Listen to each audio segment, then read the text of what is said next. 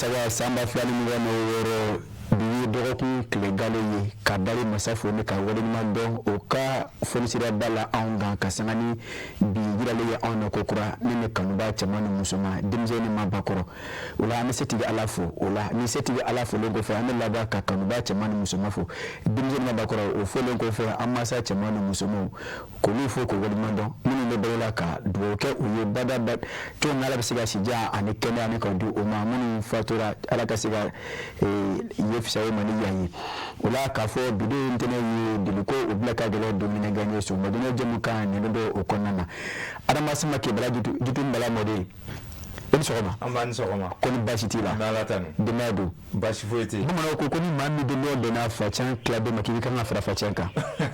i ni sɔgɔma an b'a ko ni basi tɛ yen an b'a la tanu alhamdulillah an b'a bi ye dɛmɛ ye dɔgɔkun daminɛw don kosɛbɛ o la foli ka taga di kanuba cɛman ni musoman ma o don nin waati in na kosɛbɛ an bɛ lajɛlikɛ jɛkulu bɛɛ lajɛlen fo o don olu de an tɛ segin an tɛ ɲinɛ olu foli la tiɲɛ don o ma miliyari de sigilen don sisan ka anw kɔni lajɛ o don walasa u bɛ se ka jɛmu kan k'ale sɔrɔ cogo min na tiɲɛ don an bɛ foli belebeleba an b'a ta ka d'u ma k'u bisimila kokura o don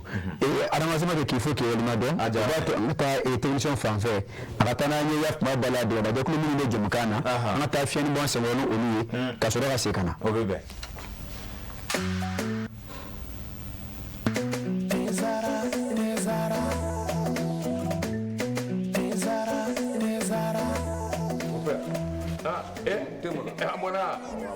e ka nin den a bɛ min wuli tasuma kan wa mon père Mali bɛɛ bɛ nin nɛnɛ b'a la nin Afrique bɛɛ nin ye infusé ye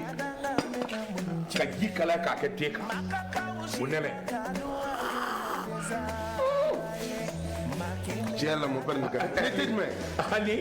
n b'o gundo d'i ma te zara mon père an bɛɛ bɛ ko kelen na sa dɛ nin y'a kumaba ye e fana bɛna surprise k'i ye nin dɔn wa a bi yan a mangani sisan kɔni i ye teko jara te zara tew ka te de ye a bi san 30 bɔ ni tɛ wɛrɛ bɛ nin den i y'a dilan kura ye ka segin ka na n'a ye k'a kɛ nin goroko in kɔnɔ wa ne b'a infusé de min han n bɛ min f'i ye i hakili to a la a bilenma o a jɛma o nin den ye tiɲɛ ye tew ka te sonsan bɔlen bɛ fali fɛ nka den tɛ jama jɛra ka duwa kɛ te zara ye ma kelen ka danga mɛna budu diɲɛ e ala farafidenu jɛra ka duwa kɛ te zara ye ma kelen ka danga mɛna budu tiɲɛ ye ala te zara balimamuso ne de b'a fɛ ka na duman kɛ wa kɛ bɛ nɛ kunu ka dalankolon to na min nɔfɛ o na de bɛ tobi ni zamzam ka najinikura bɔlen ye a bouillon épicé n'a poulet n balimamuso e de b'a fɛ ka kɔkɛ ladiya ni salati dilanlen kɛrɛnkɛrɛnnen ye ni ka jɛgɛ kɛnɛ da sanfɛ fɛn min b'o dunja zamzam ka najini bouillon poulet a na épice dun aw minnu ye sogo jeninaw ye wali kelen aw b'a fɛ k'a ka plat spéciaux dilan dumuni kɛrɛnkɛrɛnnenw golo kelen min bɛ o la bi zamzam ka najinikura bouillon poulet a na épice dun Mali kɔnɔ Gawo kɔnɔ donso denbaya bɛɛ lajɛlen ka nisɔndiya n'i ka tobilen ye i jigi sɛmɛnjiri kɛ zamzam ka najinikura bouillon poulet a na épice ye kɔkɛ bɛ minɛ k'a nisɔndiya ni ka bila muɲamuɲa na n'a mago jɔra kunnafoni wɛrɛ la zamzam ka najinikura bouillon a épice n'a poulet kan a bɛ se ka wuli ka se bɛbɛ ɲarela immeuble babu yara la Zavia kɛrɛfɛ rue 429 porte M1 walikɛla ka nɛgɛjuruku bɛ banba 76 80 0062 16 walikɛla 76 38 59 59 zamzam ka najinikura bouillon poulet a na épice duden bɛɛ lajɛlen wasara.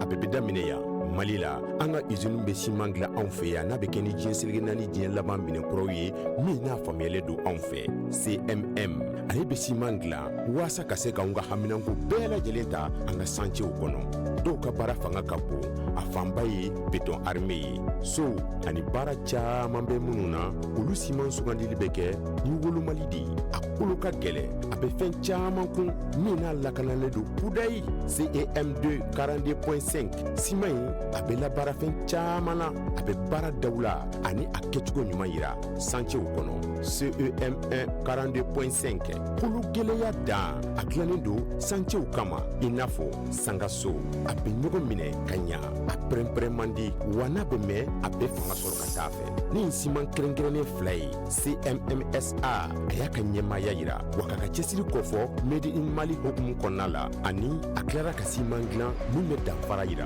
an ka siniɲɛsigiw baara la n'o bɛ kɛ ka bɛn ni an ka sance belebelebaw ye Mali kɔnɔ diɲɛ dilanfɛnw la ŋana dilannen don Mali la siman an ka baara.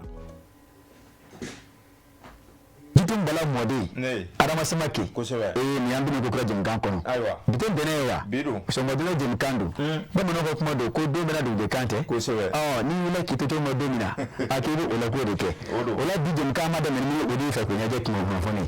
an bɛ taa i fan fɛ teliya sani an ka don jɛmukan tɔw kɔnɔ awɔ donc bi farikolo ɲɛnajɛ kunnafoni an bɛ a daminɛ ni Coupe d'Afrique Nation a bɛ musolakaw ko fɔ ni n'a ta ko 10 an naaninan ye n'a bɔra kɛmɛrɛkaw fɛ yen kosɛbɛ donc ale tile filanan dolaciw bɛɛ kɛra ka ban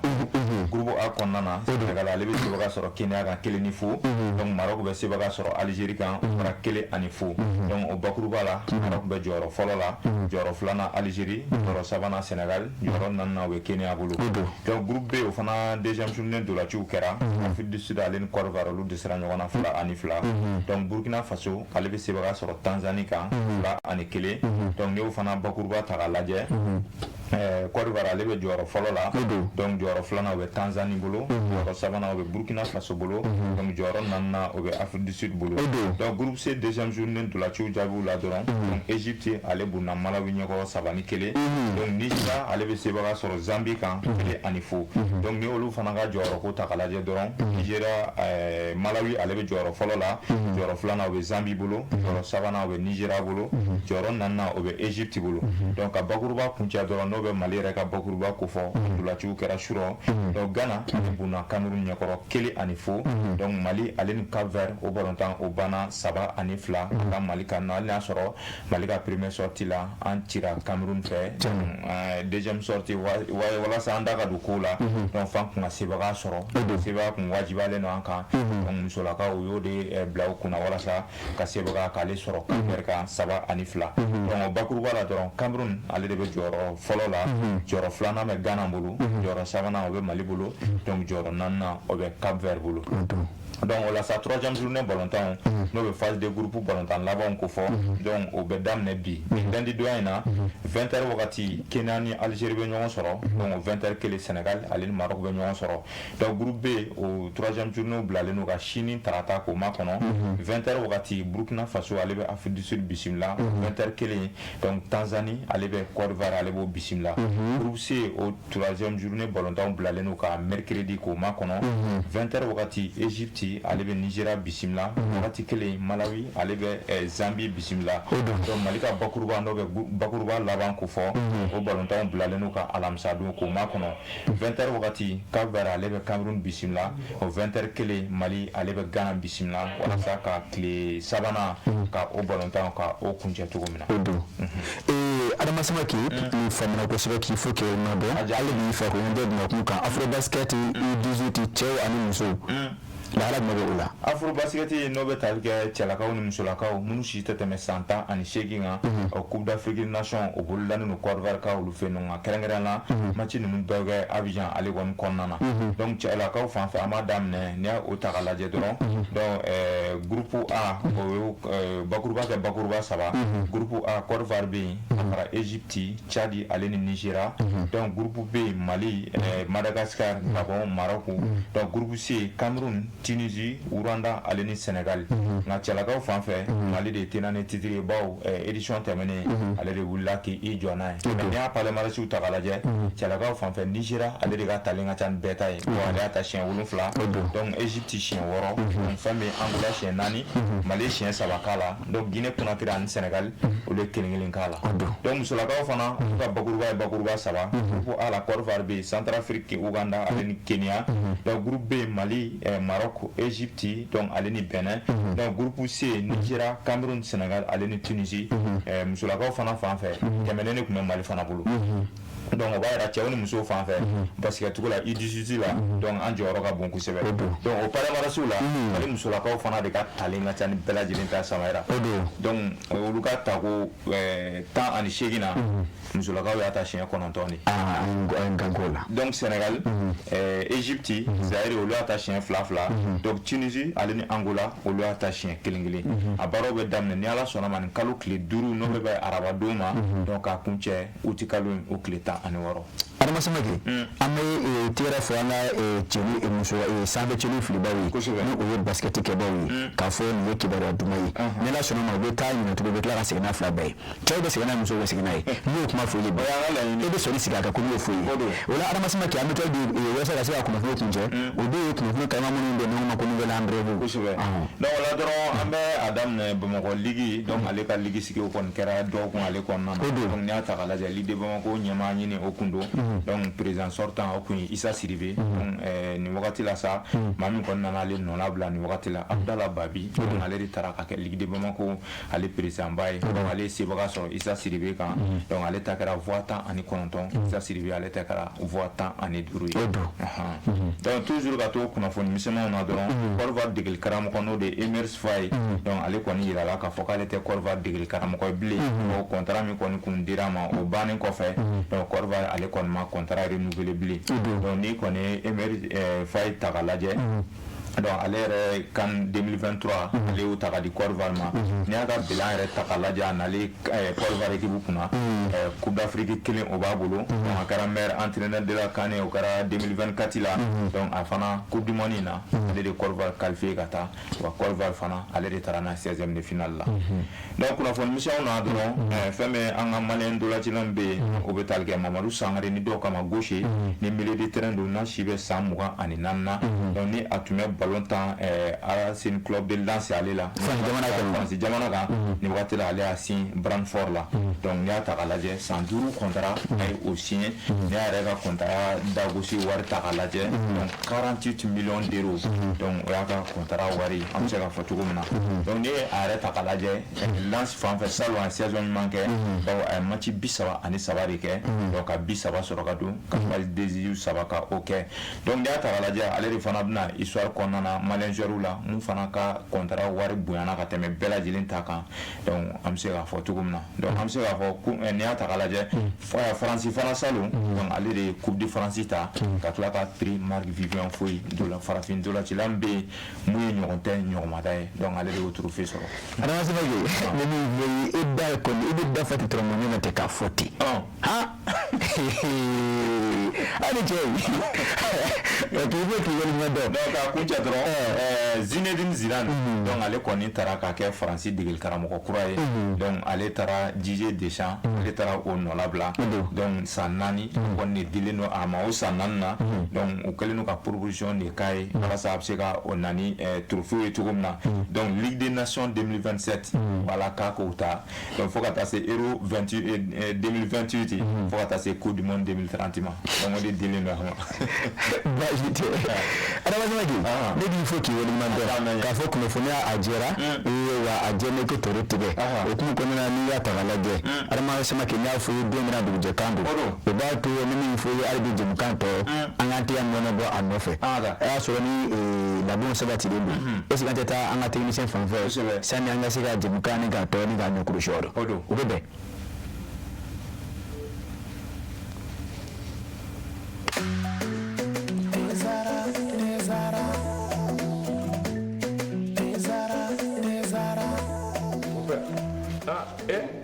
Amona e ka nin den a bɛ min wuli tasuma kan wa mon père Mali bɛɛ bɛ nin nin nɛnɛ bara ni Afrique bɛɛ nin ye infusé ka ji kala k'a kɛ te kan o nɛnɛ tiɲɛ la mon père nin ka di ne tɛ jumɛn ani n b'o kun dɔ d'i ma te Zara mon père an bɛɛ bɛ ko kelen na sa dɛ nin y'a kumaba ye e ye nin dɔn wa i ye nin dɔn wa a bi yan a mangani sisan kɔni i ye teko jan te Zara tew ka te de ye a bi san 30 bɔ ni cɛ wɛrɛ bɛ nin den u y'a dilan kura ye ka segin ka na n'a ye k'a kɛ nin goroko in kɔnɔ wa ne b'a infusé de min han n bɛ min f'i ye i hakili to a la a bilenma o a jɛma o nin den tiɲɛ cɛw ka te sonsan bɔlen bɛ fali fɛ nka den tɛ jama jɛra ka duwa kɛ tezara ye ma kelen ka danga mɛna diɲɛ ala farafidenu jɛra ka duwa kɛ tezara ye ma kelen ka danga mɛna mudun tiɲɛ ye ala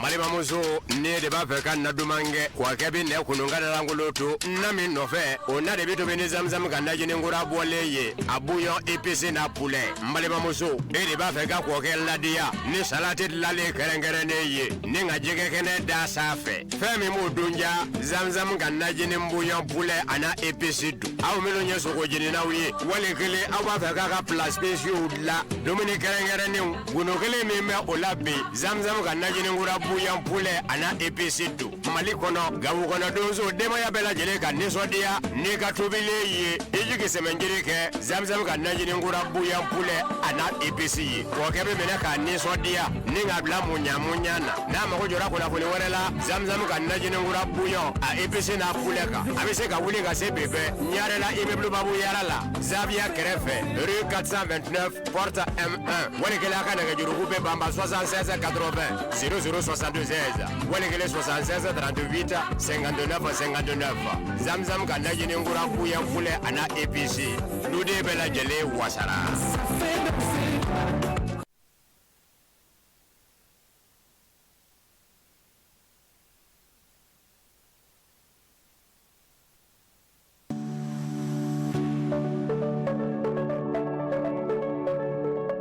daminɛ Mali la an ka usine bɛ siman dilan anw fɛ yan n'a bɛ kɛ ni diɲɛ seleke naani diɲɛ laban minɛnkɔrɔw ye min n'a faamuyalen don anw fɛ CMM ale bɛ siman dilan waasa ka se k'anw ka haminanko bɛɛ lajɛlen ta an ka santiw kɔnɔ dɔw ka baara fanga ka bon a fanba ye béton armé ye so ani baara caman bɛ minnu na olu siman sugandili bɛ kɛ ni wolomali de ye a kolo ka gɛlɛn a bɛ fɛn caman kun min n'a lakanalen don kudayi CEM2 42.5 siman in a bɛ labaara fɛn caman na a bɛ baara daw la ani a kɛcogo ɲuman yira santiw kɔnɔ CEM1 42.5 kolo gɛlɛya dan a dilannen don santiw kama i n'a fɔ sangaso a bɛ ɲɔgɔn minɛ ka ɲa a pɛrɛn-pɛrɛn man di wa n'a bɛ mɛn a bɛ fanga sɔrɔ ka taa fɛ ni siman kɛrɛnkɛrɛnnen fila ye CMMSA a y'a ka ɲɛmaaya yira wa k'a ka cɛsiri kɔfɔ made in Mali hokumu kɔnɔna la ani a tilara ka siman dilan min bɛ danfara yira an ka siniɲɛsigiw baara la n'o bɛ kɛ ka bɛn ni an ka santier belebelebaw ye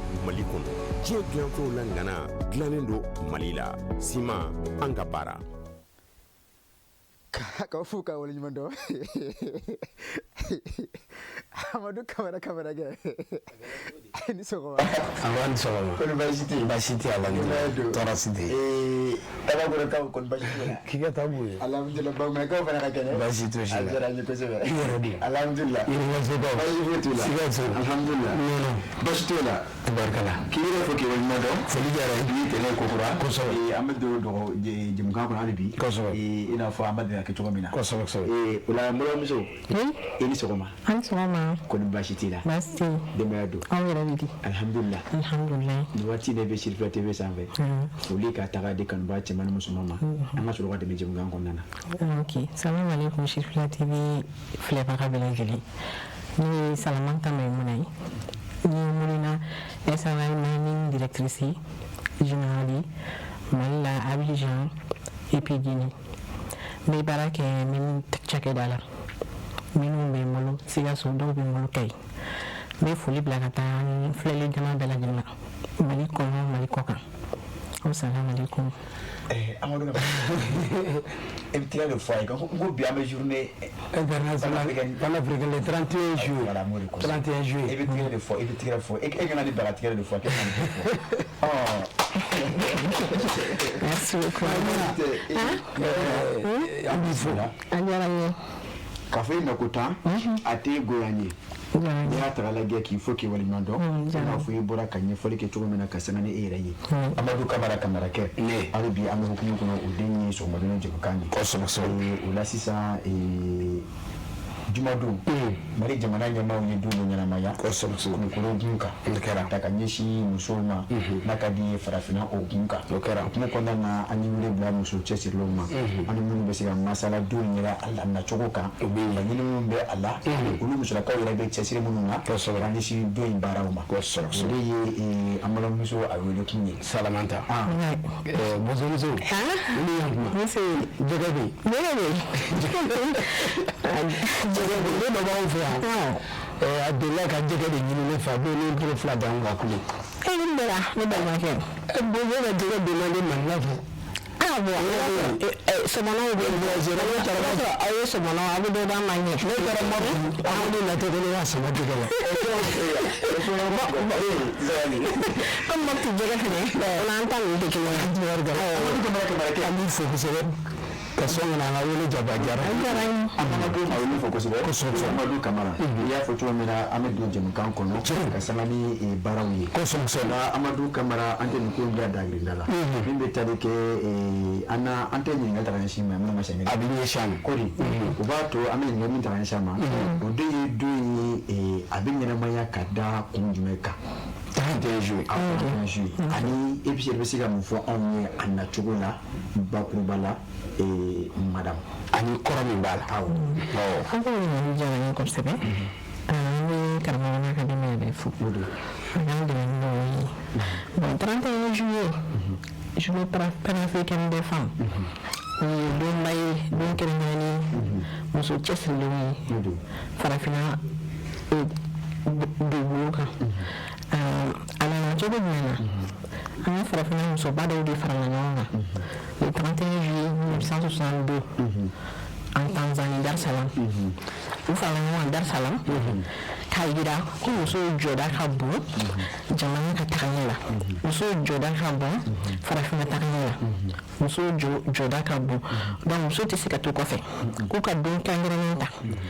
musoba minnu cɛsirilen don u tun bɛ ɲɛsin musow ka tagaɲɛ ma musow ka jɔyɔrɔ ma k'a daminɛ sigida la fo ka taa se jamana ma ani gɛlɛya minnu bɛ yen ani tɔɔrɔ minnu bɛ yen u bɛ se ka fɛɛrɛ jumɛn sɔrɔ o la don ka kɛrɛnkɛrɛn ka bila o kan ani musoba minnu ye mun kɛ k'o ɲɛfɔ muso tɔw ye olu ka se ka hakilina sɔrɔ ka u cɛsiri ka kutigɛ di ɲɔgɔn ma ka taga ɲɛ ka dɔ fara cɛsiri kan donc jamana ka taga ɲɛ farafina ka taga ɲɛ musoba ninnu farala ɲɔgɔn kan le 31 juillet 1962 ka nin journée in créer o kama an ka musoba dɔ tun b'a la Awa Keita hakili a y'a tɔgɔ mɛn première femme débutée du monde absolument muso cɛsirilenba don a y'a ka discours kɛ i y'a ye donc k'a yira musow la an kana to kɔfɛ an jɔda ka bon jamana ka ɲɛ taga la siga t'a la fan bɛɛ fɛ a kɛra domaine o domaine muso i kɛra okumu kɔnɔ hali n'a sɔrɔ i bɛ so kɔnɔ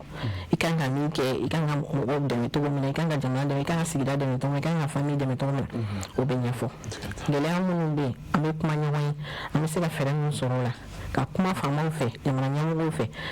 o hakɛya jumɛn kan ka di musow ma o kow bɛ ɲɛnabɔ nin journée ninnu de kɔnɔ hakilina jakabɔ don don sɔrɔtigɛ don don ani musoba minnu ye baara kɛ k'u yira diɲɛ k'u lakodɔn muso wɛrɛw ka ɲɛb'u fɛ k'i fo Maimuna halisa o siratigɛ fɛ i da sera ma sisan farafina musobaw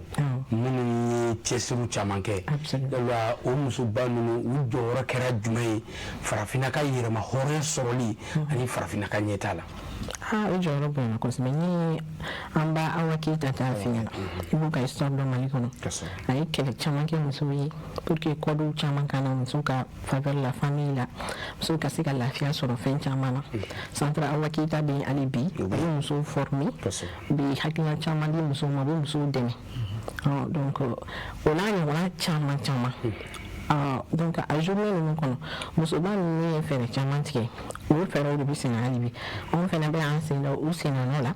an ka baarakɛdaw la a journée mana se an n'an ka musotɔnw bɛ kuma an n'an ka musojɛkulu bɛ kuma muso minnu mago bɛ ka taga ɲɛfɛ k'a yira musow la an bɛ yɔrɔ min na an kana dan dɔrɔn ma an k'an cɛsiri faso mago b'an na diɲɛ mago b'an na an ka sigida mago b'an na donc an b'o kɛ an bɛ kuma muso minnu sera ka baarabaw kɛ an bɛ jɔnjɔnw ta ka d'u ma ka tila k'u kɔrɔtan tuguni k'a yira ko sira ka jan mɛ an bɛ ɲɔgɔn bolo an bolo bɛ ɲɔgɔn bolo donc a bɛ ten. Samara tiɲɛna a tɛ tɛmɛ na an b'a y'a fɔ cogo min na muso ni ye jamana farafinna yɛrɛ gun kan musoba caman tɛmɛna a da sera misali ma n'o ye Awa Keyita ye bi Mali kɔnɔ ale de kɛra Mali muso fɔlɔ ye min kɛra wasaden ye Mali jamana kɔnɔ o b'a yira k'a fɔ musow cɛsirilen don a i n'a fɔ ɲininkali dɔ b'i yɛrɛ bolo ka ɲɛsin o don y'a fɔ cogo min na hali bi Amadu Kamara y'a fɔ cogo min na an bɛ i yɛrɛ fo k'i waleɲuman dɔn ka foli ta ka ɲɛsin an ka don maa welelen ma ɲininkali sabanan an na tɛmɛ ni o ye ka sanga ni baaraw ye waatila kow don Amadu Kamara o de ye k'a fɔ n'i y'a ta k'a lajɛ don in yɛrɛ nanzarakan na n'a ka di quels sont les principaux objectifs de la journée panafricaine des femmes et pourquoi reste-t-il d'actualité o de ye don in yɛrɛ laɲini kunba jumɛn bɛ a la ani bi n'a ka bi a ka daminɛ a daminɛ kuma fɔ ka se bi ma mɔgɔ bɛ se ka fɔ hali bi munna don in bɛ ka ɲɛnamaya ka ɲɛsin olu kuntilennaw ma o diyara n ye ɲininkali diyara n ye i bɛ nin ɲɛfɔ cogo min na n bɛ se ka kuma in kan tuguni laɲini min bɛ nin donba in na e ka muso cɛsirilenw ka ɲɔgɔn dɔn k'u bolo di ɲɔgɔn ma ka musow jɔyɔrɔ yira farafinna dugukolo kan ka yira musow bɛ se ka fɛn caman kɛ jɔda ka bon musow la jɔda ka bon musow la o dɔrɔn tɛ gɛlɛya minnu bɛ musow kan k'o fɛnɛ fɔ ɲɔgɔn ye fɛɛrɛ minnu kan ka tigɛ k'o fɛɛrɛw tigɛ et puis jamana ɲɛmɔgɔw k'a yir'u la musow ka laɲini ye mun ye hali bi parce que musow ye taga ɲɛ jamana ka taga ɲɛ musow yɛrɛ ka taga ɲɛ denbaya ka taga ɲɛ musow b'o de kɔ o objectif ko olu bɛ sɔrɔ cogo jumɛn na dɔw sɔrɔla mɛ hali bi camanba de kɔfɛ donc hali bi a bɛ yakubaya ka da o bɛɛ kan parce que muso ni ye muso ta 100 sarala la an sɔrɔ mugan de lafiyalen don bi seegin bɛ u bɛ tɔɔrɔ kɔnɔ donc en tant que muso fanba bɛɛ ma lafiya donc e b'a dɔn kɛlɛ ma jigin fɔlɔ voilà donc o de la hali bi an b'an cɛsiri muso tɔw k'a ɲɛf'u ɲɛna an bɛ se k'an ka lafiya sɔrɔ cogo jumɛn na an b'a ɲɛfɔ ɲɛmɔgɔw ɲɛna u bɛ se k'an dɛmɛ cogo di an ka se ka lafiya sɔrɔ an ka se ka ɲɛfɛla sɔrɔ an ka se ka an cɛsiri jamana ye an ka se k'an cɛsiri denbaya ye an ka se k'an cɛsiri sigida ye donc o fɛɛrɛw de bɛ fɔ o fɛɛrɛw bɛ tigɛ et puis musoba minnu ye baarabaw kɛ o bɛ yira pour que muso tɔw fɛnɛ k'u cɛsiri ka k'olu ɲɔgɔn bɛ ka tɛmɛ olu la a bɛ kɛ ten o de ye objectif ye awɔ i mana kɛ yɔrɔ o yɔrɔ la i kɛra dɔgɔtɔrɔ ye i kɛra sugula feerekɛla ye i kɛra muso sugu o sugu ye n'a sɔrɔ i cɛsirilen don i ka baarakɛda la i ka cakɛda la donc nin don in b'i ko fɔ donc hali bi a bɛ dɔ fara wa cɛsiri kan i b'a sɔrɔ muso wɛrɛ bɛ yen o bɛ farafinna dugu wɛrɛ la o fana cɛsirilen don a ka nakɔ sɛnɛ na e de bɛ se ka ɲɔgɔn ye a bɛ se ka fɛɛrɛ jumɛn tigɛ nakɔ sɛnɛna tɔw ye muso nakɔ sɛnɛna tɔw ye an ni faamaw k'aw bolo di ɲɔgɔn ma o ɲɛtaga kan o dɔrɔn de don. ale yɛrɛ ye misali dɔ ye ka sabu kɛ a bɛ baarakɛda min yɛrɛ la tiɲɛna musolakaw ka dɔgɔ wɔrɔw la halisa an b'a fɔ madame Salamata donba in n'o ye 31 juillet yalima farafinna ye jɔyɔrɔ jumɛn ta musow ka leadership farafinna gun kan yɔrɔ farafinna jɔyɔrɔ jumɛn kɛra o sira o yakubali ma ka ɲɛsin musolakaw ma ani u ye nafaba jumɛn bɔ nin don kɛrɛnkɛrɛnni la n'o ye journée panafricaine des femmes ye. o diyara n ye bon farafinna ye jɔdaba di musow ma journée panafricaine na des femmes parce que hali k'a dan programme de genre ma k'a dan musow jɔyɔrɔ baarakɛyɔrɔw la kotaw dira jɔyɔrɔ jɔyɔrɔ 052 voilà o t'aw dira donc musow kan ka ta o tali o tali kɛra o ni muso hakɛya kan ka don a la hali gouvernement na ka daminɛ gouvernement kan ka na yɔrɔ bɛɛ programme de genre bɛ yen nɔ donc musow jɔra ka bɔ farafinna ye hakili to musow la hali bi an bɛ laɲini k'u fɛ tuguni u k'u hakili to a la min dira an ma an ma jɔ a la mais ni dɔ farala a kan o bɛ diya n ye tuguni. dɔ fara dɔ kan o tɛ tiɲɛ a tɛ tiɲɛ. Amadou Camara voilà i ka ɲininkali la nin yɔrɔ in na quand tu parles de leadership féminin an ye k'a fɔ Maïmouna Salamata yɛrɛ a tɛ tile 2 yɛrɛ tile 3 bɔ a ye formation dɔ fana kɛ a ye min initier ka ɲɛsin muso caman ma leadership féminin yɛrɛ hukumu kɔnɔna na an bɛ se k'a fɔ a ka ɲɛfɔli kɛ an ye dakurena yɛlɛmana o hakilina in kan a jaw yɛrɛ dɔw bɛ anw bolo yan ni technicien labɛnnen don mais mun ka kuma kɔnɔ a bɛ se ka jaw dɔ yɛrɛ a bɛ ka a ɲɛsin musolaka dɔw ma bon a ye lancement kɛ projet de don c'est un projet de 5 ans donc voix et académie leadership féminin donc o tɛ fɛn wɛrɛ ye ka bɔda di musow ma k'u kalan k'u lakɔrɔta u ka k'u yɛrɛ ye u ka sɔrɔ k'u yɛrɛ ye donc o ye muso l'autonomisation o ɲɛsinnen bɛ muso jumɛnw ma fɛnɛ ni ekɔlidenw don ani ni diplôme bɛ muso minnu bolo parce que ne ye baara kɛ min na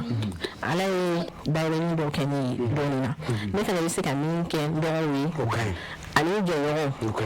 olu ka fɛɛrɛ kɔnɔna na donc ne ye nin programme in lancé donc san o san an bɛ muso k'a daminɛ muso 100 ka taa se 300 ma awɔ san o san minnu bɛ école la minnu ka diplôme b'u bolo an bɛ formation k'u kunna an b'u dege fɛn caman na pour que u ka baarako ka se ka nɔgɔya pour que u yɛrɛ ka se ka fɛɛrɛ sɔrɔ u yɛrɛ ka baara cakɛda dayɛlɛ u yɛrɛ ye min cadre kɔnɔna na u bɛ nɔgɔya u ma cogo min na ani u ni mɔgɔ minnu kan ka taga i n'a fɔ banque financement fɛn ninnu o ye yir'u la o ɲɛ yir'u la u bɛ se ka juru sɔrɔ cogo di ka taga ɲɛfɛ ou bien u bɛ se ka programme dɔw suit cogo min na an ka ɲɛmɔgɔw fɛ donc o fɛɛrɛw de bɛ an ka nin programme in kɔnɔna na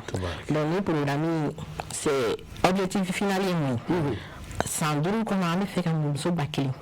muso 1000 min sira kan parce que an ka yɔrɔ la muso man ca 1000 femmes donc an ka yɔrɔ la muso man ca an kelen-kelenninw dɔrɔn de b'a kɔnɔ surtout entrepreneuriat la kɛnyɛrɛye la o muso man ca bon minnu bɛ baarada fɛnɛ na u bɛ yen nɔ mais est ce que jɔyɔrɔba b'u bolo wa donc jɔyɔrɔba tɛ sɔrɔ n'i ma baaraba kɛ donc f'i ka former ka ɲa i ka se ka faamuyali sɔrɔ i ka baara tagabolo la i bɛ don baara kɔnɔ tuma i k'o dɔn i bɛ min kɛ i k'o dɔn i b'i sen da yɔrɔ min i k'o dɔn donc an b'u labɛn tan cogoya la pour que o équilibre u ka se ka sabati minnu kɔnɔna na musow jɔyɔrɔ ka ye minnu kɔnɔna na o ye ne ka laɲini belebeleba ye ne ka kɛlɛ belebeleba minnu kɔnɔna na o ye inclusion du genre donc écolidenw minnu ka diplôme b'u bolo an bɛ se k'u dɛmɛ cogo cogo pour que u ka se ka ɲɛ sɔrɔ minnu ko la parce que i yɛrɛ b'a dɔn dugu jukɔrɔ nafolo ala ye mali sɔn la bon o tɛ se ka bɔ ka ban ou bien ka nafa sɔrɔ ka sɔrɔ muso jɔda ma yira an b'an jɔda yira o la an seko n'an damayira la an n'an jɛɲɔgɔnw an ka jugɔrɔma tintinbagaw donc vraiment n yɛrɛ ka karamɔgɔ ye n b'u fo a ye nin baarakɛɲɔgɔnw ye ni fana ye muso cɛsirilen ye minnu kɔnɔ n'u bɛ wele u ka na an k'an bolo di ɲɔgɔn ma nin y'an ka patron ba ye madame Diallo bon ale fana cɛsirilen ye denmisɛnninw ni musow ka baarako la ɲɔgɔn donc y'u wele n ka professeur tun bɛ yen nɔ formateur caman tun bɛ yen nɔ cabinet dɔw tun bɛ yen k'u lajɛ ka ko in lajɛ an bɛ se ka ɲɔgɔn dɛmɛ a la cogo di parce que programme ba don an ye ministère an ye lettre ciw ma an ye lettre ci direction nationale ma n'u sera ka fara an kan ka nin ko don ba la je pense que musow jɔda belebeleba bɛ sɔrɔ min kɔnɔna na donc ko in dabɔlen no de kama ala ka i fanga se vraiment nin ye fɛn ye min bɛ a jira k'a fɔ parce que bamananw bɛ kuma de fɔ ko yanni ka mɔgɔ dege jɛgɛ dunni na i k'a dege jɛgɛ minɛcogo la i filɛ ka muso 1000 a cɛ académie voix et leadership duuru tan ɲɔgɔnna sɔrɔla mali kɔnɔ o bɛɛ ka muso 1000 former a banna tiɲɛ yɛrɛ la a ka ca ala ka bɛɛ minɛ parce que n'i ye muso u b'a fɔ cogo min na n'i ye muso 1 former jamana jamana formé parce que ni muso y'a sɔrɔ an cɛw b'a sɔrɔ denw b'a sɔrɔ Amadou Camara an ka ɲininkaliw ye ɲininkaliw tɔw bɛ sen na ti ko de don o la Maimuna an bɛna ɲininkali min ta ka ɲɛsin e ma nin waati na o de ye k'a fɔ nin bɛɛ lajɛlen tɛmɛnen kɔfɛ yarɔ an kan ka se ka ɲɛkun jumɛn ta ka ɲɛsin musow ma farafinna musow san 2030 fo ka se san 2023 yiriwa kotiga bali hakilina ye développement durable ayiwa o diyara n ye kosɛbɛ o hakilina o question diyara n ye o ɲininkali ɲɛna kojugu parce que filɛ ka programme min d'i ma m'a f'i ye n ko sur 5 ans o tɛ 30 kɔnɔ wa o b'o vision kɔnɔ a dabɔlen no de kama bon à long terme kuntagala jan na n'a ye filɛli kuntagala jan kɛ an ka laɲini na 2030 il faut que o ka sɔrɔ muso majorité hali n'a bɛɛ ma se ka ɲɛ sɔrɔ kilancɛ kɔni u ka lafiya bolo sɔrɔ et puis u ka bila jɔyɔrɔbaw la u ka se ka musow ka gɛlɛyaw fɔ ka tila k'a laɲini sɔrɔ o y'an ka laɲini dɔ ye u ka se ka fɛn k'u yɛrɛ ka tila ka fɛn lase u ka jamana ma ka fɛn lase u ka sigida ma o y'an ka laɲini belebeleba ye awɔ. o ka ɲi hali bi i ka o hakilina taga sira fɛ yalwa musow kɛlen bɛ ka labɛn jumɛn sabati yaasa aw ka hakilina ninnu na yaasa denmisɛnnin muso npogotigininw olu caman ka wuli k'i ɲɛsin baaraw ma kalan minnu bɛ kɛ sababu ye ka taa siyansi domɛni ani minnu n'o ye e ka baara ye bi n'i kɛlen bɛ k'i cɛ sɔrɔ la k'i kɔ a dɔw la yalwa e kɛlen bɛ ka laɲini jumɛnw kɛ ka ɲɛsin o baara ninnu ma encourager les filles dans ce sens. Voilà o ɲininkali diyara n ye an kɛlen bɛ o fɛɛrɛ caman tigɛ i komi an filɛ ka min fɔ sisan nɔ programme min lancé la yanni programme ka lancé an bɛ formation kɛ étudiants kun wagati caman hali marché tɛmɛnen na n ye musomanin 20 ta logiciel an ka bɔlɔlɔ sira dɔ subahana mansin o logiciel dɔw bɛ yen min kɔnɔna na i bɛ se ka don min kɔnɔ ka sɔrɔ i ma olu ɲɛdɔn an y'o 5 belebeleba 5 ta k'o formation k'o kun pendant 6 semaines semaine kun 6 u y'o formation kɛ o diplôme bɛ yen nɔ nin semaine yɛrɛ kɔnɔ minnu ka diplôme o d'u ma o kɔfɛ tuguni an filɛ nin ye ka nin programme lancé musomanin 1000 non fɛɛrɛ min b'an bolo a ka bon kosɛbɛ dɛ mais ala barika la n'ala sɔnna an bɛ s'a kɔrɔ parce que an ka laɲini ye min ye n'i ye fɛn min laɲini ala fɛ a bɛ dɛmɛ o la i y'a faamu donc jɛɲɔgɔn minnu b'an na olu fɛnɛ u bɛ ka encourager dans ce sens u bɛ fɛ an ka vraiment an ka ko kɛ muso minnu ye muso minnu ka se ka ɲɛ sɔrɔ min kɔnɔna na donc o tɛ taa ni kalan tɛ fɔlɔ parce que f'u ka kalan ɲɛ dɔn i bɛ baara min kɛ n'i y'a ɲɛ dɔn donc a tɔ ka nɔgɔn parce que compétence il faut acquérir des compétences n'i b'i ka baara dɔn ko caman bɛ yen kuma t'o la n'i b'i ka baara dɔn ka ban i kan ka taa sira min fɛ o fana bɛ yiri an b'o yiri la sira min bɛ yen nɔ n'i bɛ fɛ ka taa comme employé o siraw bɛ yen n'i bɛ fɛ k'i yɛrɛ ka cakɛda sigi o siraw bɛ yen an b'o fɛɛrɛw don u kɔrɔ k'o hakilinaw don u kɔrɔ ka tila ka mɔgɔ wɛrɛ yir'u la min kɔnɔna na mɔgɔbaw quoi olu ka kuma u ka hakilina dɔw faamuya u la et puis u yɛrɛ ka se k'u ka sira dayɛlɛ u yɛrɛ ye u bɛ se ka sira dayɛlɛ mɔgɔ wɛrɛw fana ye parce que o mɔgɔ ninnu généralement minnu bɛ sanfɛ an ka mɔgɔba ninnu ye man di mais an bɛ fɛɛrɛ tigɛ pour que olu ka don ɲɔgɔn na u ka se ka faamuyali sɔrɔ tagacogo la et puis olu fana bɛ se ka ko min k'u ɲɛnabɔ ye o k'o ɲɛnabɔ ye o fɛɛrɛw de b'an bolo u ka se ka baara sɔrɔ finalité ye baarako ye ou bien u ka se ka baara créer soit u bɛ baara sɔrɔ ou bien u yɛrɛ bɛ u ka cakɛda dayɛlɛ u bɛ baara kɛ mɔgɔ bolo walima u yɛrɛ n'u ka baarakɛyɔrɔ dayɛlɛ u yɛrɛ o de ye ne ka hakilina ye tuma dɔw la an bɛ journées kɛ an bɛ tile dɔw ta ka taa yɔrɔ dɔw la k'u invité ka ɲɛfɔli k'u ye mun de bɛ minnu kɔnɔ minnu yɛrɛ ye mun ye mun bɛ yen nɔ o opportunité jumɛn bɛ yen a bɛ se ka mun de sɔrɔ minnu kɔnɔ a kan ka mun de kɛ minnu kɔnɔ an bɛ ɲɛfɔliw kɛ ni jɛɲɔgɔn an bɛ journée d'orientation parce que u mago b'o la n'i bɛ don fɛn fɛn kɔnɔ i k'a ɲini k'a ɲɛdɔn fɔlɔ non an b'o ɲɛf'u ɲɛna ni université dɔw bɛ partenariat la i comme Ahmed Baba colloque dɔw organisé hali ɲina j'ai sponsorisé en tant que petite entreprise junior mais j'ai accompagné réflexion qu'on portait nos fins sur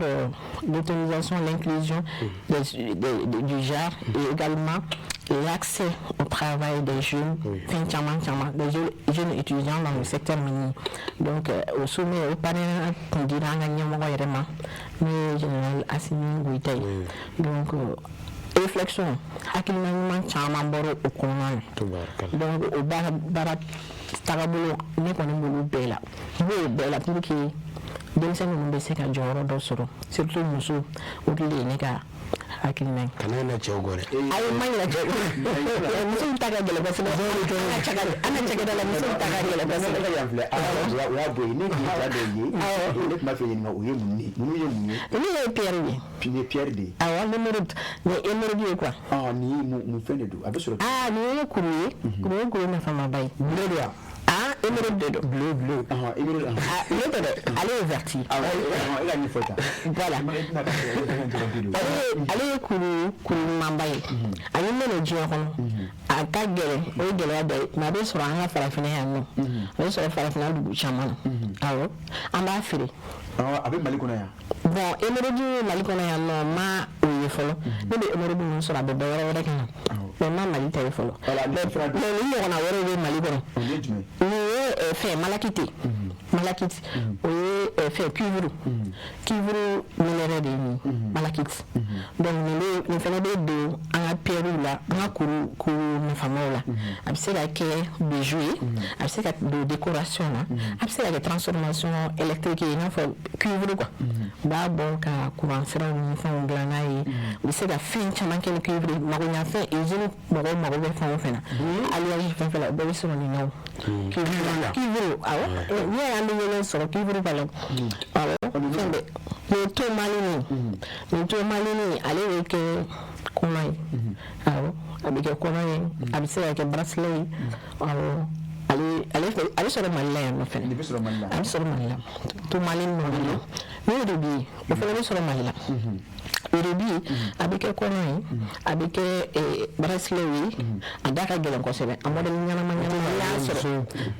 a modèle ɲɛnama a ye minnu diɲɛ kɔnɔ miliyɔn caman na ni bilenman ye i bɛ sɔrɔ Mali kɔnɔ yan a bɛ sɔrɔ e de b'a sɔrɔ Mali bɔ ka taa feere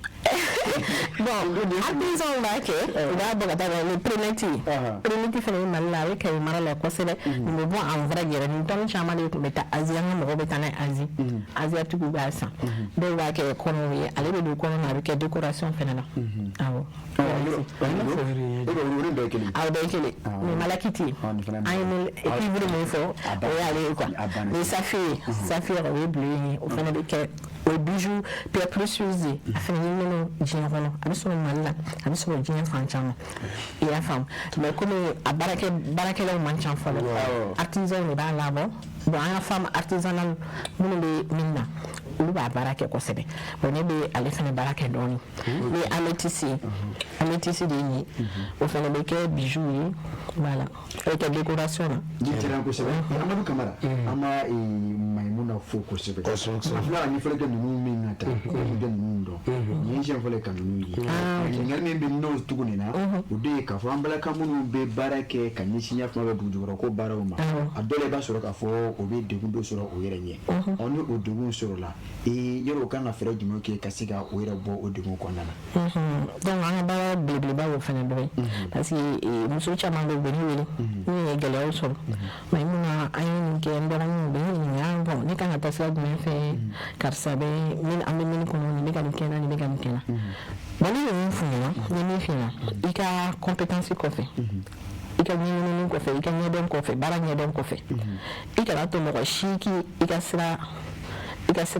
ɲagami i ka objectif i k'i ɲɛ da o kan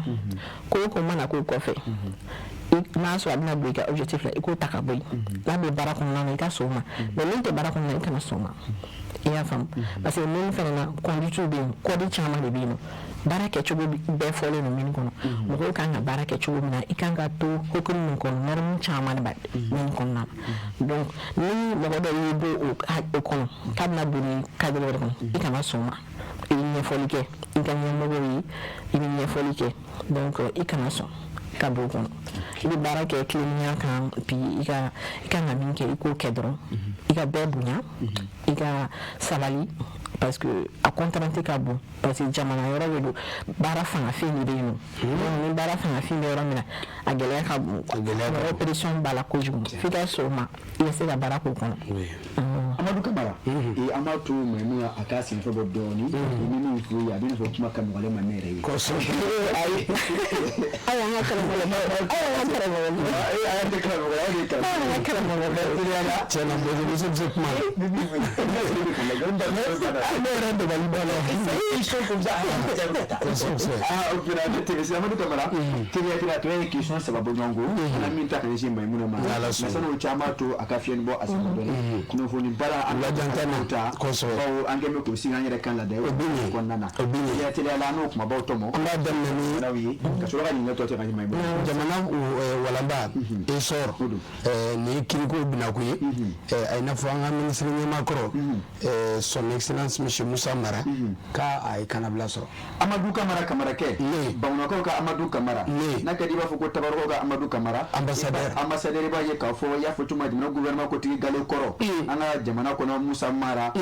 ko a ye kanabila sɔrɔ o kɛra jamana min na a bawo o kɛra a fɛ ka bɛn ni sibiri don u tɛ tile Gale sanba 2026 ye Amadu Kamara n'i y'a ta k'a lajɛ a kɛra sababu monsieur Musa Mara kɔni a k'a ka denbaya lasɔrɔ jamana min na ni a bɛ laban ni k'a kunbɛn nisɔndiya ani farifoni kɔnɔ i b'a ye k'a fɔ a ye san 1 bɔɲɔgɔnko o de kɛ ni min fɔ ye ko banana ani ɲɔgɔn cɛ Amadu Kamara o b'a jira k'a fɔ hali bi san 1 tɛ a ye nka o ko min ma ko un an avec ko un an de sursis o b'a jira k'a fɔ Amadu Kamara ni ko in bɛ tali kɛ jamana gouvernement kotigi Gale la Musa Mara a ye a ka kanabila sɔrɔ san 1 tɛmɛnen kɔfɛ kaso kɔnɔ Amadu Kamara baw ka hakililajigɛ k'a fɔ min bɛ tali kɛ o tɛ kalo sanba 2025 Mali jamana gouvernement kotigi Gale kɔrɔ in waati a kun mɛnna kiiritigɛlamɔgɔw fɛ ne ka san 2 kaso da a kan yɛrɛ k'a fɔ a na san 1 kɛ tugule ngalaba ka san 1 kɛ ni o ko ma ko avec sursis i b'a ye k'a fɔ o kuma a ka surun dɔba o tun ye mɛti motagatali ye tun ye a yira k'a fɔ ka fara olu bɛɛ lajɛlen kan sifa wari waa kɛmɛ bɔɲɔgɔnko o kuna sara a fɛ ɲɛsin ya kuma b'a la jamana ma Amadu Kamara Kamarakɛ ni a ta k'a lajɛ o waati n bɛ tali kɛ kiirisoba n'an ko ma ko pôle national de lutte contre la cybercriminalité o tun ye jalagɛ min ta ka ɲɛsin Musa Mara ma Amadu Kamara Nazaraka o de ye nin ye k'a fɔ ko atteinte au crédit de l'État opposition à l'autorité légitime incitation au trouble à l'ordre public Amadu Kamara no o fɔra ma o maɲi Amadu Kamara kana to o ka fɔ il fait crédit d'État ala kana tɔn o kɔnɔna n yɛrɛ k'a fɔ san 2 tun kɛra ka di Musa Mara ma san 1 ko ni a tila k'o kɛ kaso la o san 1 dafara a taara ka segin ka na a ka denbaya kɔnɔ kabini sibiri don o tɛmɛnen o kɛra awɔ Samara n'i taara kiiribulon la n'a fɔra ma ko condamnation avec sursis o ka di dɛ o ka di mais n'a fɔra ko ferme subhanallah ala m'an kisi la Samara n'a ye sɔrɔ bila an bɛ indépendant kanabila a ye n'a fɔ nin kɛra an bɛ taa kalabankurakaw fɛ yen ko denmisɛnnin 2 ko olu kɔni jasora mɔgɔ dɔ tun bɛ a ye n'a fɔ o yera denmisɛnnin yera Amadu Kamara Kamarakɛ n'i ye a ta k'a lajɛ polisilakaw ka commissariat ba min bɛ kalabankurakaw fɛ yen don ni alamisa don jɛkalo tile 30 sanba 2026 ye ni tigɛ da maa 3 kan bɔɲɔgɔnko maa 3 minnu don sigɛrɛmaw don a bɛ n'a fɔ o dɔn bɛ denmisɛnnin dɔw tunni na denmisɛnnin minnu don o bɛ minɛriw ko fɔ Amadu Kamara Kamarakɛ maa 3 minnu mɛnna an balaka dɔ bɛ a la min tɛ maa dogolen ye polisilakaw bɔnna kun kan ko Amadu Kamara Kamarakɛ a san ka kɔn min fɔ ye jɛkalo tile 30 ɲɛ o tɛ a tile 29 ye wa i b'a ye k'a fɔ ko dɔw taara u ka dusukama yɛrɛ ka sɛbɛnni plainte dɔ de ye a yɛrɛ k'a fɔ Amadu Kamara olu den kɔni olu tunna mani san 5 ani npogotigini san 2 a kɛra kalabankurakaw fɛ Amadu Kamara ɲɔgɔnni fɛ polisilakaw o ma a ko bila da girindara ko o ye ɲinini min don o ɲɔgɔnni fɛ Amadu Kamara Kamarakɛ o laban ka taa tigɛ da funakɛni 2 ninnu na cɛmani san 5 ani musomanni san 2 Amadu Kamara k'a sɔrɔ o bɛ kɛnɛya la polisilakaw ka laseli kɛyɔrɔ ni u ka cellule de communication ye o laban k'a jira k'a fɔ min bɛ tali kɛ maa minnu na musolaka dɔ bɛ a la min bɛ san 10 ani segin bɔɲɔgɔnko bɔ tɔgɔ o bɛ daminɛ F la jamu o ye den ye Kamara a ko o bɛ a yira k'a fɔ ale yɛrɛ de ko yɛrɛ a ko yɛrɛ a cɛmancɛ yɛrɛ ko a ye bisi de f'i yan ayi an ka tɛmɛ baara ye fɔlɔ a ko ale yɛrɛ de ye a ko yɛrɛ a jubaju ko ye Amadu Kamara ka ko a ba o ye AS ye a ko o si san 42 ko tɛgɛ dara o fana kan Amadu Kamara ka fara a kan ko a ka mamɛcɛ o ye son fiancé YO o san 30 bɔɲɔgɔnko ko tɛgɛ dara o fana kan Amadu Kamara Kamarakɛ ko a bɛ n'a fɔ maa 3 ninnu siga kɛmɛ a kɛ k'a fɔ olu de tun bɛ den danni ninnu sɔrɔ ka tunu o ye ten Amadu Kamara i b'a ye k'a fɔ kamanaganko don a ko den ninnu tunna kalabankura mais kamanagan ye min ye den taara ye fɔ Lafiyabugu Amadu Kamara a k'o tɛ kamanaganko ye wa a ko musolaka min yɛrɛ o tɔgɔ fɔra kuma daminɛ na FD tɔgɔ in ye ko Amadu Kamara nin tɛ o siɲɛ fɔlɔ ye koyi ko a bɛ deli ka minɛ kabini masakɛ tile 6 tɛmɛnen ye olu kɔrɔ polisilakaw fɛ ka sababu kɛ ko a tun ye den dɔ jaso ka tunu olu ye tɛ fana ale ka baara bɛnnen ma ka baara bɛnnen ma musolaka don amadu kamara kɛ a ko bonya ka bila a sɛbɛn minnu ko min k'i tigɛ minnu ka bolo kan o ɲɛna to ni wasu sɛgɛsɛgɛli kɛ u jabala ye kogoda naani min kan ka da u kan kota ye n'a da u kan o ka ɲi an bɛ to indépendant kɔnɔ a ye ne fɔ polisilakaw an bɛ se ka tɛgɛrɛ ba foyi nin yɔrɔ in na fɛn min ɲɛnaminimafɛnw i b'o dɔn ne m'o dɔn i b'o dɔn cogo di awɔ ayiwa ko o caman a ye ne fɔ u y'o caman minɛ min tun ɲɛsinnen bɛ Kolokani ma amadu kamara kɛ n'i y'a ta k'a lajɛ o ka kunnafoni sira labana k'a jira k'a fɔ min bɛ tali kɛ ka se ni kunnafoniw dilen ye o ma kosɛbɛ ko 15 ans bolo o commissaire de police min ɲɛkun bɛ Jibiri Ɲamele bolo Ɲamele kamara a n'a ka cɛdenw o filɛ ka tigɛ da mobili dɔ kan mobili min bɔlen don a tun bɛ labɛnw kɛ ka bɔ Ɲamele le sɔfɛ ka da kita Kolokani dugu kan a ko tuma min na o mobili ye o ye mina fɔ o tun sera mobili la kosɛbɛ fana ka mobili dɔ ka dɔ a ma ɲɛ min ko amadu kamara tigɛ sɛbɛnw na tile a bɔra yen koyi o taara sɔrɔ mobili in kɔnɔna na a tɔn dɔ o famille te den ka fara mana foroko dɔ kan o fana famille fɔ k'o dan jɔrɔ dɔ amadu kamara tramakini o fulakisɛw 150 plaquettes de tramakini amadu kamara o tun bɛ o kɔnɔ ka fara o kan 200 plaquettes de tapantadol amadu kamara ka fara o bɛɛ lajɛlen kan 11 briques de chanvre indien ko amadu kamara nin bɛɛ lajɛlen tun bɛ mobili in kɔnɔna na ni o tun bɛ k'a sɔrɔ ka kun ɲɛsin Kolokani ma amadu kamara mobili in kɔnɔna ma a ko u ye mun kɔni fɛ u ye wele bila olu ma a maa fɔlɔ o de ye SK ye san 20 bɔɲɔgɔn ko LD ye san 18 SD ye san 19 lajɛlen ye denmisɛnnin fitinin amadu kamara o n'o kɔni fɛ labana k'o ta k'o di hali bi i kiri tigɛ mɔgɔw ma ni min bɛ senna janko o dɔn min ma ye ko in na u ka se ka o lakali maaw ye amadu kamara kɛ ni ɲɛna waati dɔ tuma sera an ka se ka na jamukan kɔnɔ o bɛ se ka jamukan kun cɛ ni an ka den ma wele ka se ni ɲininkali ninnu talen ka tigɛ ma kosɛbɛ ya la o bɛ yen Maimuna ko sɛgɛnɛ fiɲɛbɔ ale bɛ komi suruku kan diya i lafiyara dɔɔni an bɛ tɛmɛ ni ɲininkali ye aw bɛ baara min na min bɛ tali kɛ musolakaw olu ka bɔ nɔgɔla n'u ka ɲɛta o sabatili ma an bɛ don min ko bi yaliwa a jɔyɔrɔ jumɛn yɛrɛ musolaka ninnu kan quel est l'impact la plus grande participation des femmes peut-elle quel impact une plus grande participation des femmes peut-elle avoir sur une situation minière responsable et durable? Ouais, c'est bien compris. On va dire une question il y a quoi muso kɔni ni muso cɛyara min bɔ cakɛda la o nafa ka bon kojugu parce que muso yɛrɛ ye manager de ye muso ye ko ɲɛnabɔla de an ka muso da an kɔ ɲɛnabɔ kɔnɔ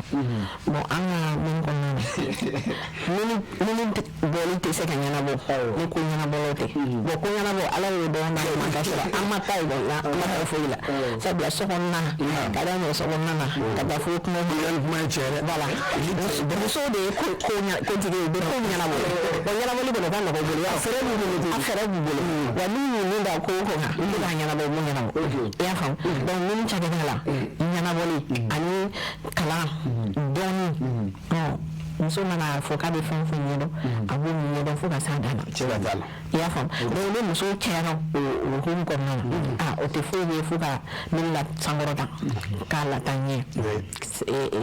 pendant c'est-à-dire durablement quoi dans le temps ɲɛtaga kuntala jan muso mana u tɛgɛ don a la a bɛ kɛ ɲɛtaga kuntala jan parce que muso ka baara seri ka bon kosɛbɛ n'a ye fɛn o fɛn minɛ a b'o kɛ a bɛ baara kɛ ni sɛbɛ ye n'a ye baara minɛ a b'a minɛ ni sɛbɛ ye wa a bɛ kɛ ka ɲɛ fɛnɛ n'a ko k'a bɛ fɛn o fɛn kɛ a b'o kɛ ka s'a dan na donc n'o cayara baarada o baarada la i yɛrɛ b'a dɔn o ye ɲɛtaga o ye dalajan donc muso jɔda ka bon la kosɛbɛ o se que fɛn ala ye nafolo dugujukɔrɔ nafolo min d'a ma a tɛ se ka ɲɛnabɔ ni muso bolo t'a la dɛ fo muso jɔdaba de ka y'a la bon tuma na an ɲɛ b'o jɔyɔrɔ la parce que bi muso dama dama bɛ yen minnu kɔnɔna na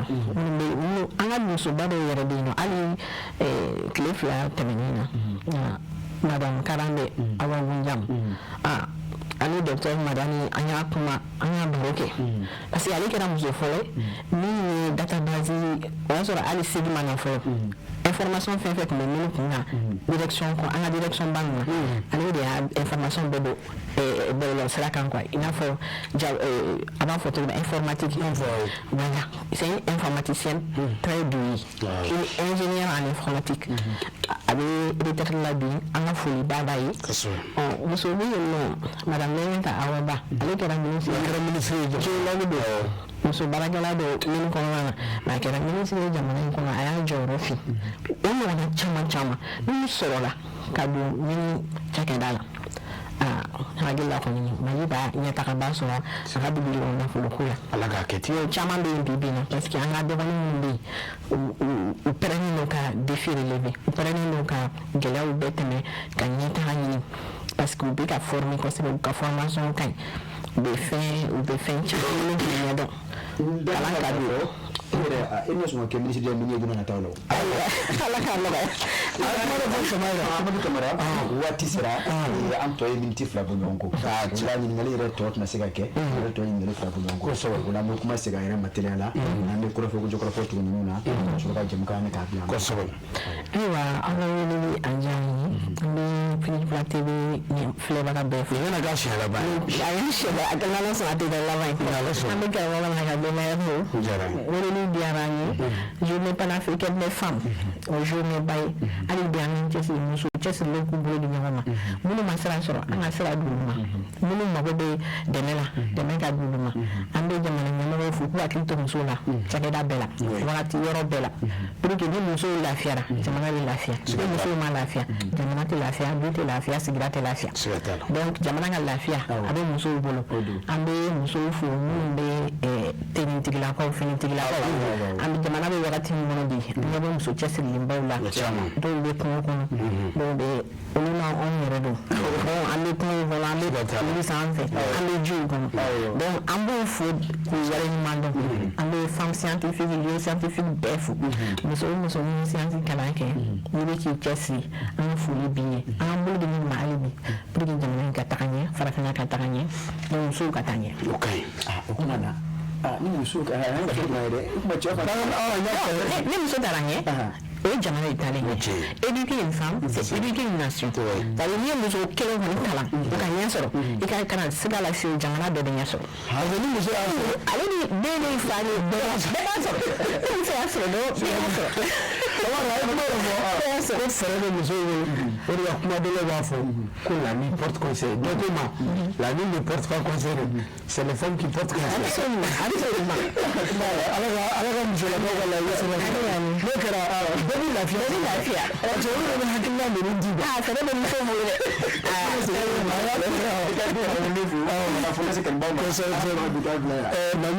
vraiment ambi focus wati ko da note na da na ma be continue ni vraiment ka soka na la wuli dan fasibisan ni bela gine ambi foki wala ka ni la fe la ni bi bulu ala ka sabati sabla ni sabatira jamana ka ci ala fe ni so la ko bora ngola jamana bi bono ala ka kete ambi focus ka kan ba bela gine fo maliko ani maliko ha ka fo bi u ga sike kara fe ni anda sira ka min la soro kala suma o de kera ni ala ka fa ni ko ma ala ka di bela gine ma na la sona mamina amba ni na fe ni na ka alaban sisa comme akodo tumina ni to ko ma sika ke mamina la on nan clara ana o labe parce que ma no to kumpana et puis amada explication mo c'est très très détaillé effectivement très explicite ça surtout Pierre Mounou adola mo wati na fa ali kenya tan fa Pierre Mounou be baraka ali kenya la non ayo mo ben ka Pierre do ala ma den ben ka Pierre do ko do Allahu akbar ala mo da ni ka ko do dan ko do baraka yi farla se kana ni hakili sigi do be se kana ni farkolo jeli do baraka ni jeli do baraka ni hakili non Pierre na fa ka bo na fa se ka fa ba do vous imaginez avec kenya ke abe fin thérapie de se ka kenya Pierre sa amadu kamera ya foto mina wati ko nana ntantiga ma ko so na dani mai akunga tai ele quel est au fond de ces idées mais malheureusement c'est un problème de temps mais n'empêche ala an sera ka min kɛ mais an kɔni b'a jigin k'a fɔ Mali ye ladu d'anw ma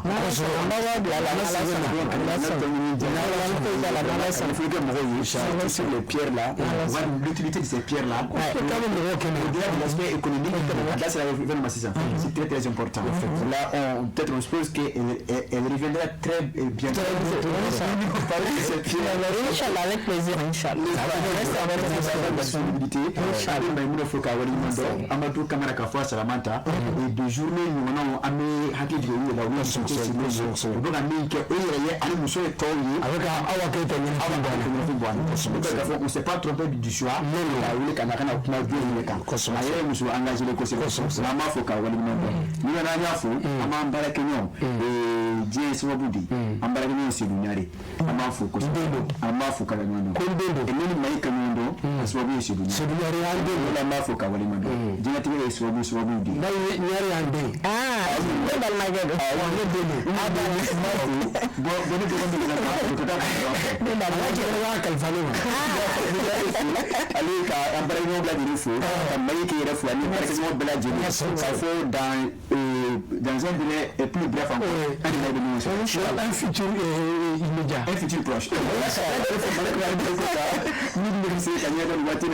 dans ce fait on a la chorba faut mettre na boaké ça me tombe na motombo ko c'est ça du malema enfin nan kala mo assez de shérif so ben hedera adu boaké ko fi shura ayra ay wadi baké ama fo ka wani mando kala yo ya fala ko ko adu yo ko ni ka nage amo famille ya fala ko be fo sara la ko ka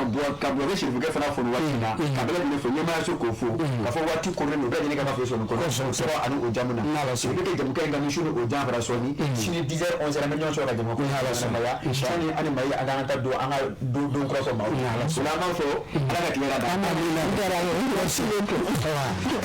mai bo ka fa gula nyare na bi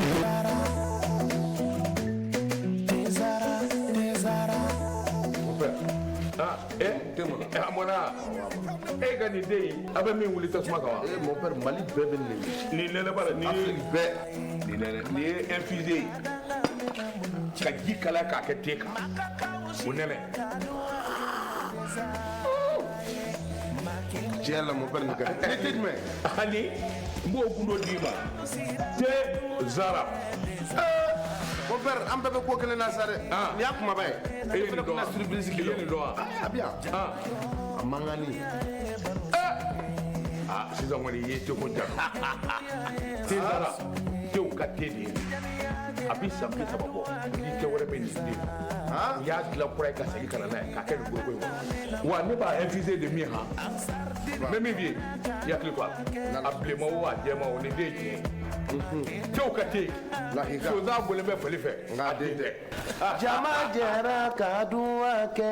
te zara ye ma kelen ka danga mɛna diɲɛ ala farafidenu jɛra ka duwa kɛ te zara ye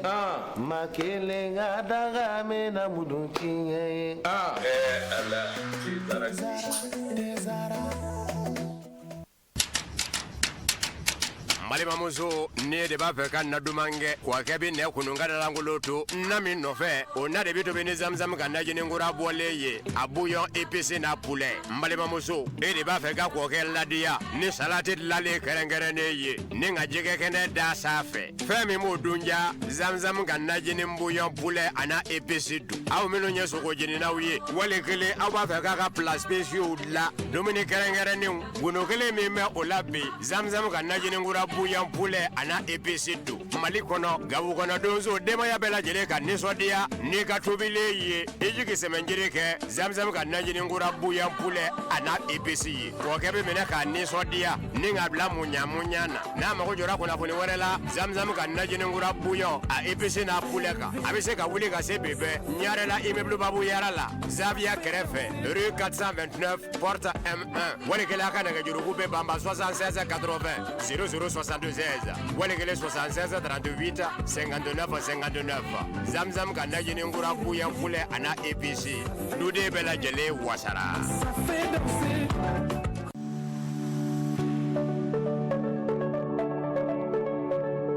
A bɛ daminɛ yan Mali la an ka usine bɛ siman dilan anw fɛ yan n'a bɛ kɛ ni diɲɛ seleke naani diɲɛ laban minɛ kuraw ye min n'a faamuyalen don anw fɛ. CMM ale bɛ siman dilan waasa ka se k'anw ka haminanko bɛɛ lajɛlen ta an ka santiw kɔnɔ. Dɔw ka baara fanga ka bon a fanba ye béton armé ye. So ani baara caman bɛ minnu na olu siman sugandili bɛ kɛ ni wolomali de ye. A kolo ka gɛlɛn a bɛ fɛn caman kun min n'a lakanalen don kudayi. CEM2 42.5 siman in a bɛ labaara fɛn caman na a bɛ baara daw la ani a kɛcogo ɲuman yira santiw kɔnɔ. CEM1 42.5 kolo gɛlɛya dan a dilannen don santiw kama i n'a fɔ sangaso a bɛ ɲɔgɔn minɛ ka ɲa a pɛrɛn-pɛrɛn man di wa n'a bɛ mɛn a bɛ fanga sɔrɔ ka taa fɛ. Ni siman kɛrɛnkɛrɛnnen fila ye CMMSA a y'a ka ɲɛmaaya yira wa k'a ka cɛsiri kɔfɔ Made in Mali hukumu kɔnɔna la ani a tilara ka siman dilan min bɛ danfara yira an ka siniɲɛsigiw baara la n'o bɛ kɛ ka bɛn ni an ka santier belebelebaw ye